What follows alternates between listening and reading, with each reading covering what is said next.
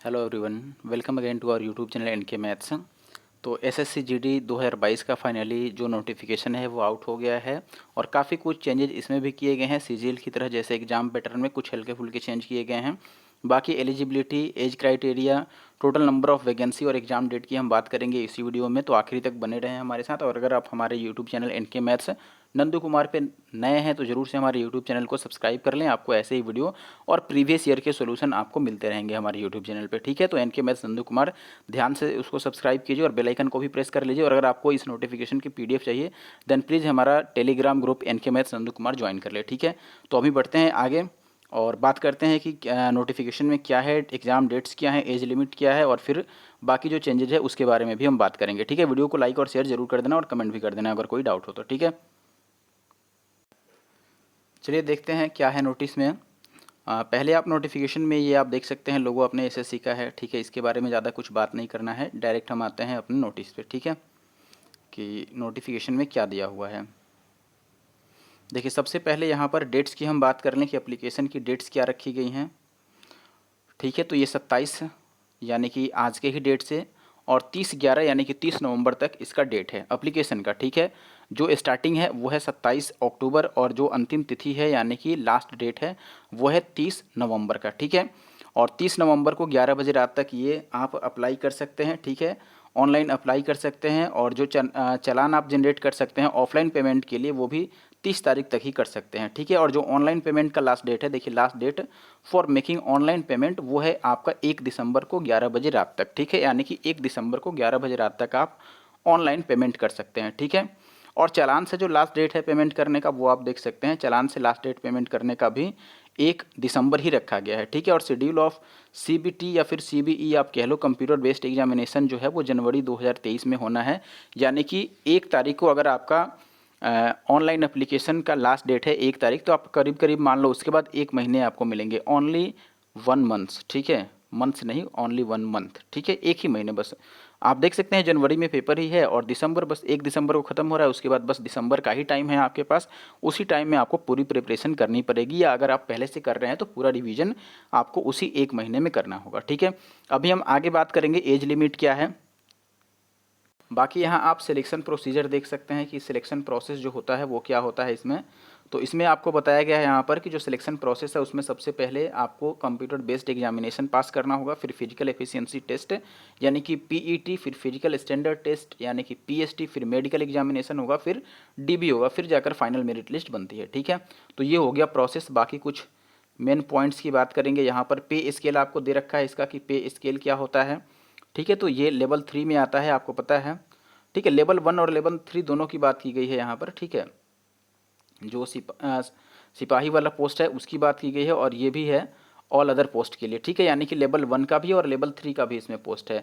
आप यहाँ पर देख सकते हैं 2 पार्ट में इसको डिवाइड किया गया है। ये जो एनसीबी वाला है, देखिए यहाँ पर 2 चीज़ लिखा गया है कि फॉर द पोस्ट ऑफ सिपाही इन एनसीबी। तो ये जो एनसीबी वाला पोस्ट है इसकी ये लेवल 1 का है, ठीक है। और बाकी के जो अदर पोस्ट बच गए वो लेवल 3 के पोस्ट हैं जिनका बेसिक पेमेंट जो है वो 21,700 रुपये है, ठीक है। यहाँ पर वैकेंसी डिटेल आप देख सकते हैं और ये वैकेंसी फर्दर इंक्रीज भी हो सकती है। यहाँ पर देख सकते हैं कि जो टोटल वैकेंसी है फिलहाल के टाइम पर पार्ट 1 और पार्ट 2 मिलाकर वो लगभग यहाँ पर 24,369 है, यानी कि 24,000 प्लस है।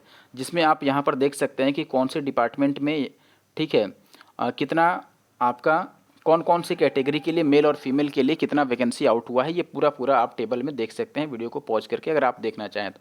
बाकी एनसीबी के लिए आप देख सकते हैं एससी, एसटी और ओबीसी, ईडब्ल्यूएस, यूआर और टोटल कितना वैकेंसी है, ठीक है। तो बाकी ये आप डिपार्टमेंट वाइज चेक कर लेना अपना, इसकी लिस्ट आपको मिल जाएगी। अभी मैं बढ़ता हूँ जो एज लिमिट है। देखिए एज लिमिट की अगर आप बात कर रहे हैं तो एज लिमिट जो है वो 18 से 23 साल है और ये कब तक काउंट होगा, देखो 1 जनवरी 2023 तक ही, ये ध्यान रखिए, ठीक है। 1 जनवरी 2023 तक अगर आप 18 से 23 तक हैं तो आप इसको अप्लाई कर सकते हैं, ठीक है। और जो एज का बाकी दिया है कि एज किसके किसके बीच में होना चाहिए, तो आप यहाँ से देख सकते हैं 2 जनवरी 2000 से लेकर के 1 जनवरी 2005 के बीच में होना चाहिए नॉर्मल केसेस में।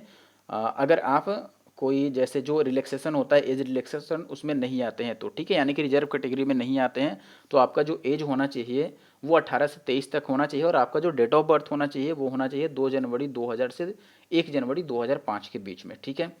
अभी आगे ये जो एज रिलैक्सेशन वाला क्राइटेरिया है, SC ST के लिए 5 साल का, OBC के लिए 3 साल का, एक सर्विसमैन के लिए 3 साल का, और बाकी अपना ये देख सकते हैं। ठीक है, इसको छोड़ते हैं और आगे बढ़ते हैं। ये सब छोड़ के और जो इम्पोर्टेंट चीज़ है वो देखते हैं।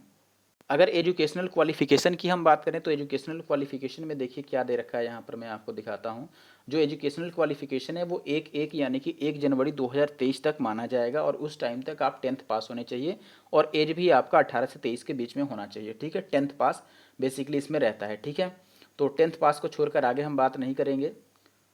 ठीक है, यहाँ पर एक और बात कही गई है कि अगर आप अभी 10th में ही हैं और अगर आप पेपर दे रहे हैं और जो आपका रिजल्ट है वो 1 जनवरी से पहले अगर आ जाता है, पहले पहले, तो भी आप एलिजिबल हैं। यानी कि अभी भले ही आप 10th पास ना हो, लेकिन 1 जनवरी तक अगर आप 10th पास कर जाएंगे 2023 तक, तो आप भर सकते हैं। ठीक है, NCC होल्डर्स के लिए यहाँ पर कुछ डिटेल दे रखा है, इसको मैं नहीं पढ़ रहा हूँ। ये आपको 5% मार्क्स ये सब दे रखा है कि उसमें क्या आपको बोनस मिलेगा, ये बात कही गई है NCC वालों के लिए। ठीक है, कैसे अप्लाई करना है ये आ गया। अभी हम बात करेंगे एप्लीकेशन फ़ी की। अगर बात करें तो 100 रुपये है नॉर्मल केसेज में, यानी कि OBC और जो UR कैटेगरी के लोग हैं EWS के लिए। ठीक है, अगर आप एग्जाम्प्ट यानी कि रिलैक्स जो अपना रिजर्व कैटेगरी आता है उसमें आते हैं तो आपको ये फ़ी एग्जाम्प्ट भी होगा। ठीक है, अच्छा एक और इम्पॉर्टेंट बात आप ये ज़रूर ध्यान रखिएगा। ठीक है, क्योंकि CGL का जो अभी फॉर्म भरा गया था उसमें काफ़ी लोग मिस कर गए थे। तो ये क्या चीज़ है बेसिकली मैं बताने जा रहा हूँ डॉक्यूमेंट का। अगर आप किसी रिजर्व्ड कैटेगरी से आते हैं, चाहे SC ST OBC या EWS, इनमें से किसी से भी आते हैं, तो आप एक सेंट्रल जो फॉर्मेट होता है बेसिकली जो SSC द्वारा दिया जाता है, आप कोशिश कीजिए कि SSC का जो फॉर्मेट होता है SC के लिए भी आपको इसी नोटिफिकेशन में प्रोवाइड होगा। किस SSC के किसी भी पेपर का आप नोटिफिकेशन उठा लेना, उसमें मिल जाएगा, चाहे वो SSC GD का हो, CHSL का हो, MTS का हो या CGL का हो। कोई भी आप एक नोटिफिकेशन उठाना, उसमें SSC का खुद का, SC का, ST का, OBC सर्टिफिकेट के लिए और EWS सर्टिफिकेट के लिए एक फॉर्मेट दिया रहता है। तो आप कोशिश कीजिए कि उसी फॉर्मेट को ले जा करके और उसी फॉर्मेट में आप अपना कास्ट सर्टिफिकेट या जो भी आपका NCL वगैरह बनता है वो बनवाएं। ये जरूर ध्यान रखिएगा, और ये क्रूशियल डेट से पहले का आप कोशिश कीजिए, यानी कि जो लास्ट डेट है अपना फॉर्म भरने का वो 30 नवंबर का है, तो आप कोशिश कीजिए कि ये 30 नवंबर से पहले पहले बन जाए। ठीक है, कोशिश नहीं, ये आपको 100% एफर्ट लगाकर अगर आपको रिजर्वेशन का लाभ चाहिए तो आप 30 नवंबर से पहले ही बना लें इसको। ठीक है, SC ST या OBC या EWS जो भी आप वहाँ पर क्लेम करने वाले हो उसका सर्टिफिकेट पहले इशू करा लें आप। ठीक है, और किसके फॉर्मेट में, SSC के फॉर्मेट में, ताकि बाद में कोई झंझट ना आए। अभी हम बढ़ते हैं एग्जाम के पैटर्न के ऊपर।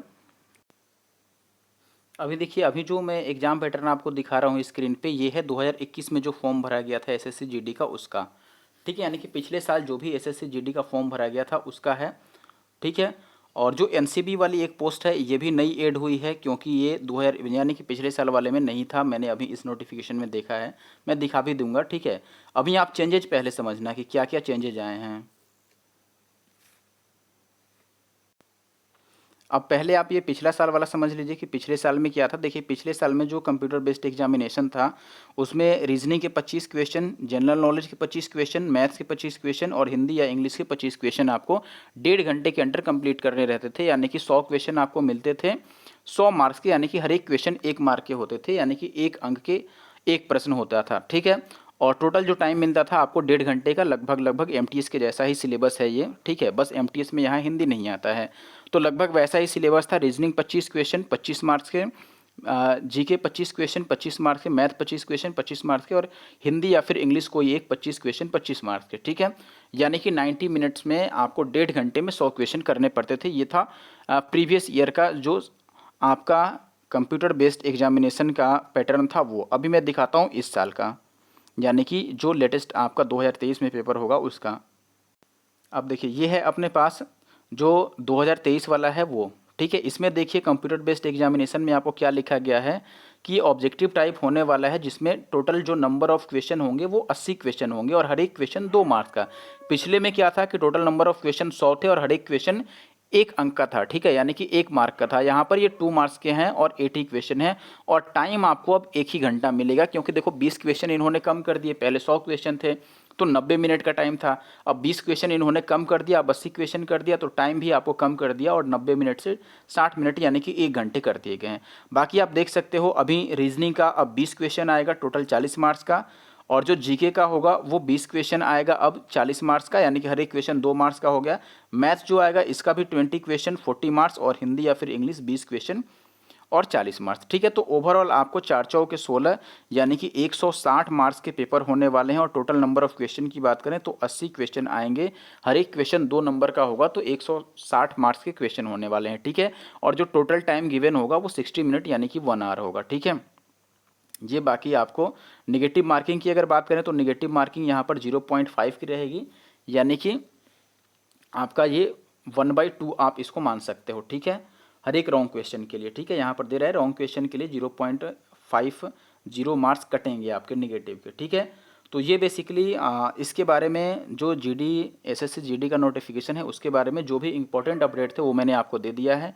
इसके अलावा और कुछ पूछना है तो आप कमेंट बॉक्स में पूछ सकते हैं। बाकी आप इसका डिटेल जो नोटिफिकेशन है उसकी पीडीएफ डाउनलोड कर सकते हैं हमारे टेलीग्राम ग्रुप आप एनके मैथ्स पे जा करके, ठीक है। तो एनके मैथ्स नंदू कुमार आप टेलीग्राम ग्रुप ज्वाइन कीजिए और वहाँ से इसका डिटेल नोटिफिकेशन डाउनलोड करके आप पढ़ सकते हैं। और कुछ ना समझ आए तो हमारे कमेंट बॉक्स में कमेंट कर सकते हैं, या फिर इंस्टाग्राम आप NK maths Nandu Kumar Instagram पर भी जा करके वहाँ पर भी मुझसे कोई भी सवाल पूछ सकते हैं इससे रिलेटेड या किसी भी चीज़ से रिलेटेड, ठीक है। तो इस वीडियो में बस इतना ही। वीडियो अच्छा लगा हो तो जरूर से लाइक और कमेंट करके जाना। Thank you for watching the video.